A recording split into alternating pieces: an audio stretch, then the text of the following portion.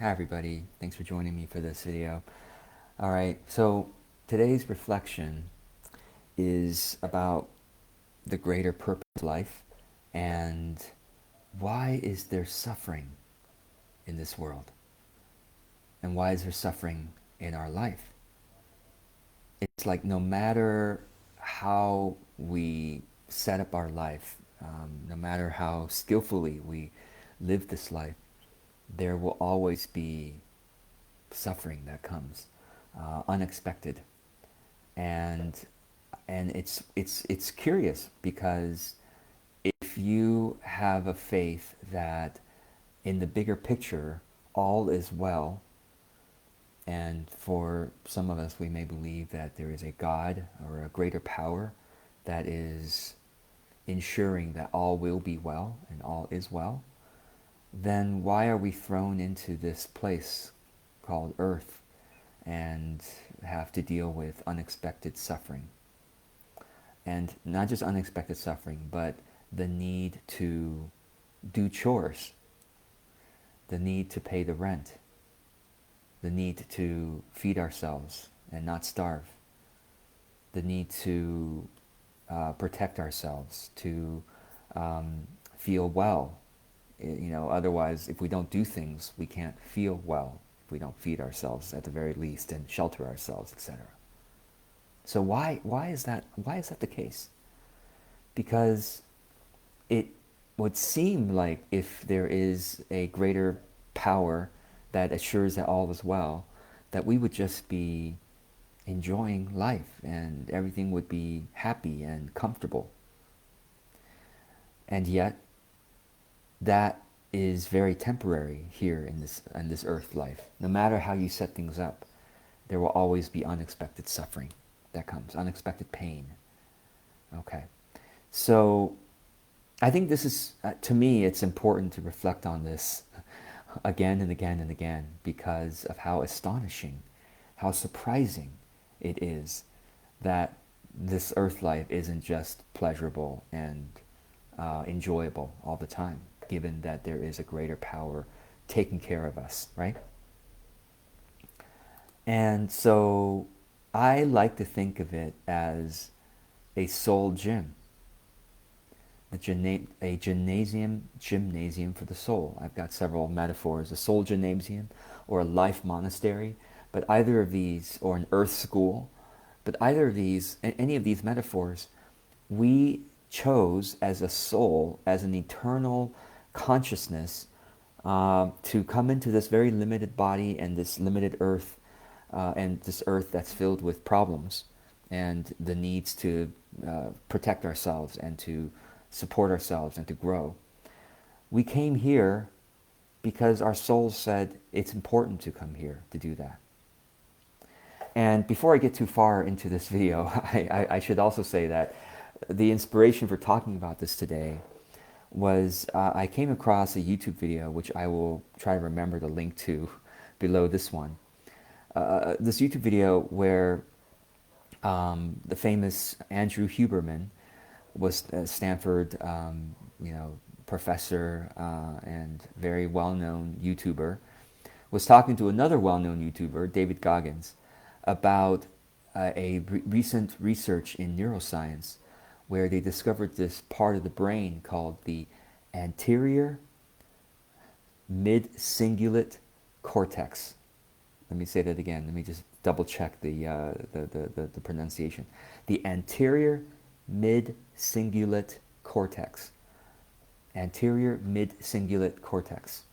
The short phrase is aMCC. aMCC. Anyway, that part of the brain is involved in various higher order cognitive processes such as motivation and willpower and emotional regulation. And they've been finding that when a human being repeatedly does difficult things, hard things that we don't want to do, that isn't in our comfort zone, essentially, the more we consciously decide to get outside of our comfort zone for because we decided that it was good for us to get outside our comfort zone. The more we do that, the more this area of the brain is strengthened, the anterior midcingulate cortex. And the more that area of the brain is strengthened, here are the benefits. We have better cognitive control. We have increased motivation. Wouldn't that be nice, right? We have better emotional regulation. We have more willpower. We have more self-control. We have a reduced risk of dementia and healthier brain aging.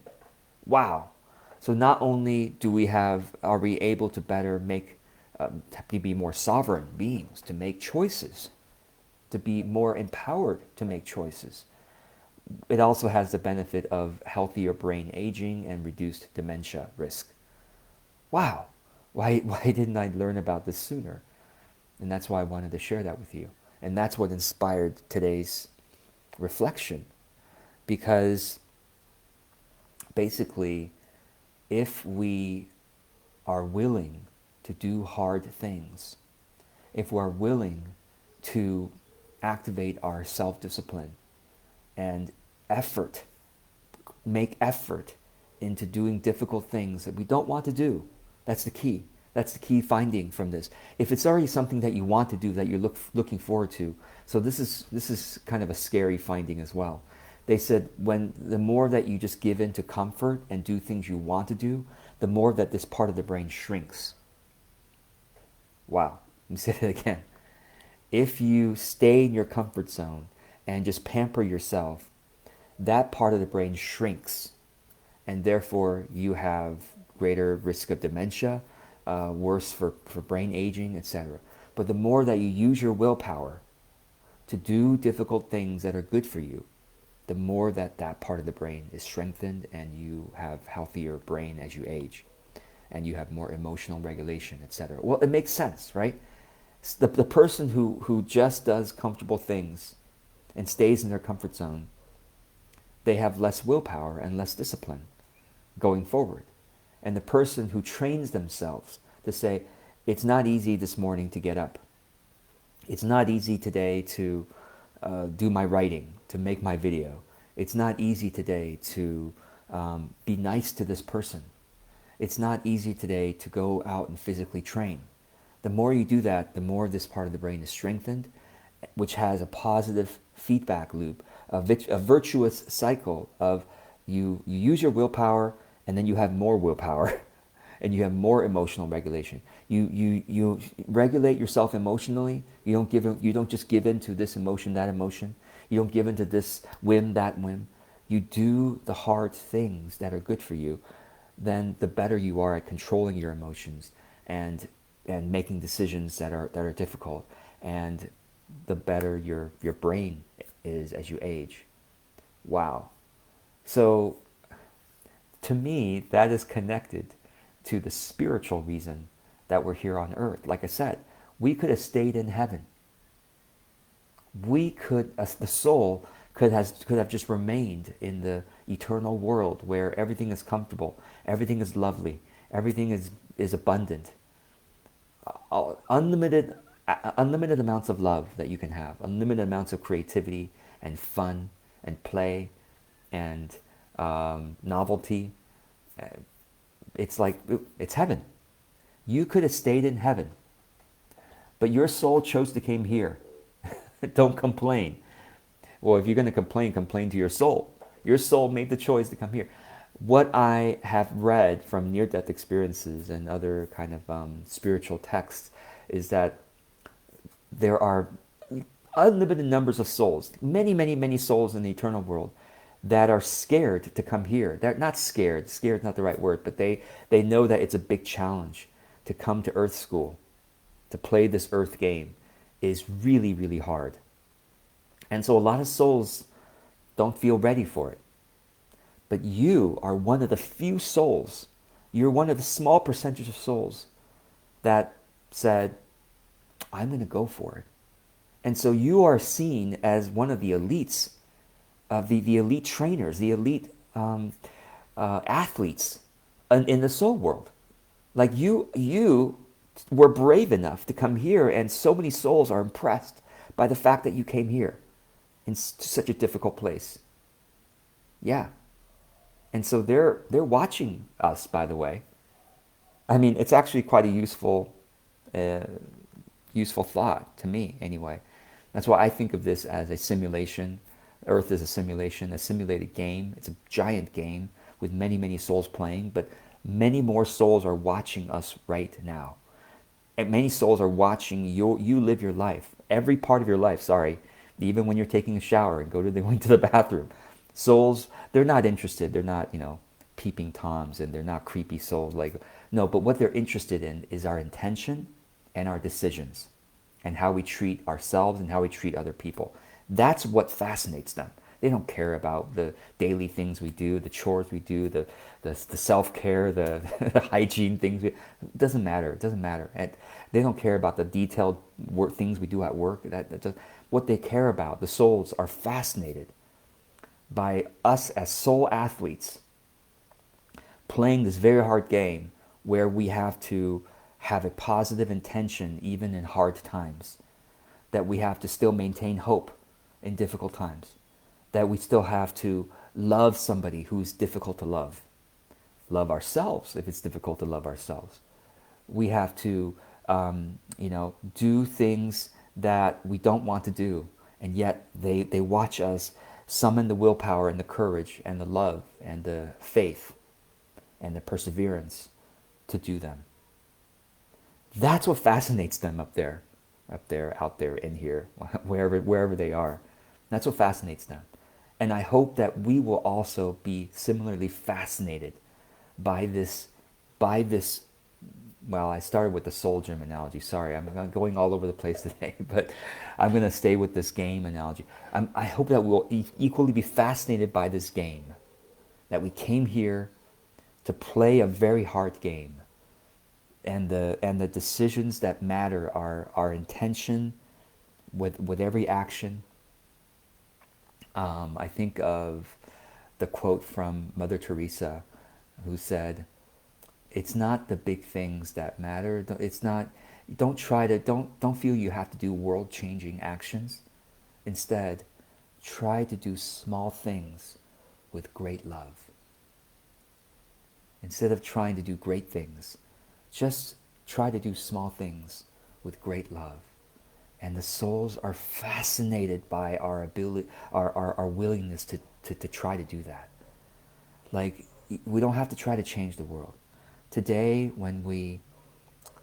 how we treat ourselves in each moment with great love, how we treat every action that we do with as much love and care and hope and faith and grace and curiosity and playfulness, with whatever virtues resonate with you. You try to bring those virtues, maybe you focus on one virtue a day, one spirit word, I call it, virtue on one spirit word a day, and to try to bring that into every action. And as you do that, I believe you are fulfilling the purpose of this life. To come here, to stay alive is hard enough. But all the little things we do to stay alive, can we do it with as much spiritual intention as possible? And by doing that, we grow. And by doing that, which is hard, we also make our brain healthier. The things that we don't want to do, that are good for us, that are good for our families, that are good for the community, we do them anyway with as much love as possible. You are surprisingly almost like you are basically an Olympic athlete. You are a spiritual Olympian here.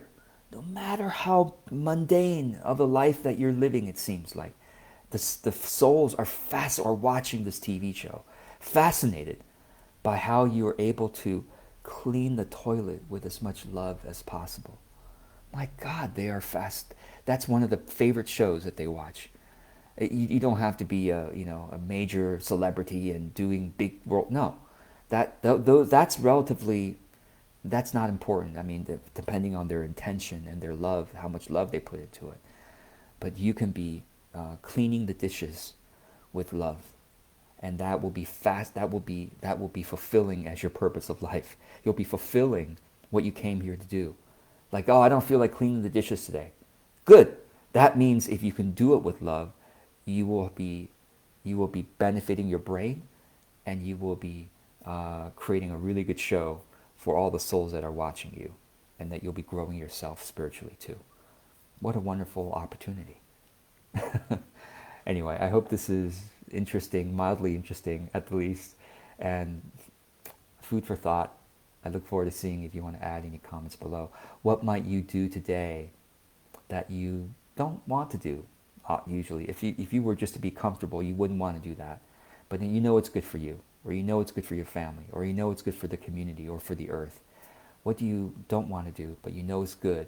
And can you do that thing with as much love and grace as possible? I wish you well. Thanks for watching.